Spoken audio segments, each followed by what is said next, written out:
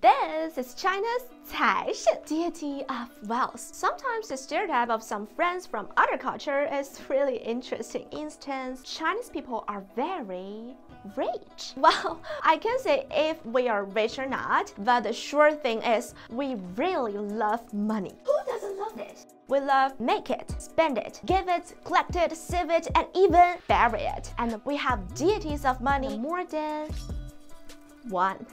To talk about the deity of wealth, we have to talk about the worship of wealth of Chinese people first. It can be divided into 4 stages: ritual, objects, fetish, deities. In the pre-Qin period, the Asians would pray for wealth through sacrificial offerings and divination. 日书 in the Qin slips recorded that the day of Caishen is good for worship or sacrifice because the heaven would bless people this day and people would become wealthy in 3 years. In the Han Dynasty, the medium of people's worship of wealth gradually became objects. The money tree, fish, and lotus were all the main signifiers of praying for money at the time. In the Northern Song Dynasty, people's worship of wealth began to focus on objects endowed with special meanings, or we can say fetish. 彩马, an image of horse printed on yellow paper, was widely used to pray for the wealth.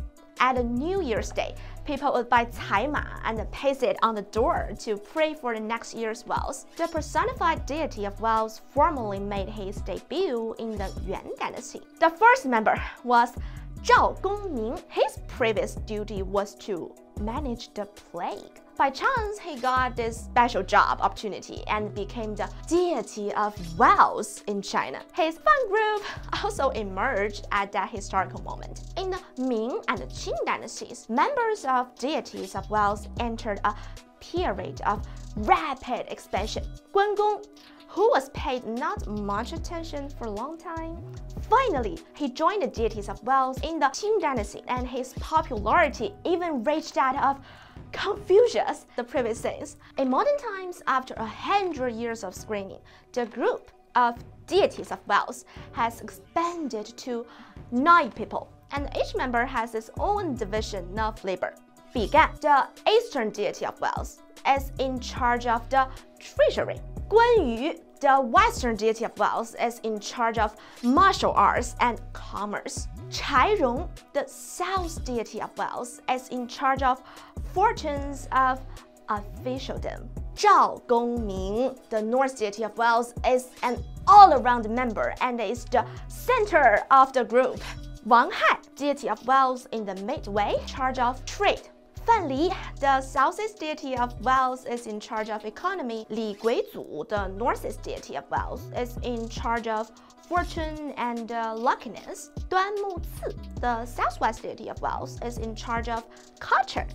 Liu Haichan, the northwest deity of wealth, is the only intern in the group and is still in the investigation period. But fighting Liu Haichan, okay, I believe in you. In short, Chinese deities of wealth should have perfect qualities such as loyalty, filial piety, faithfulness, righteousness, benevolence, and courage.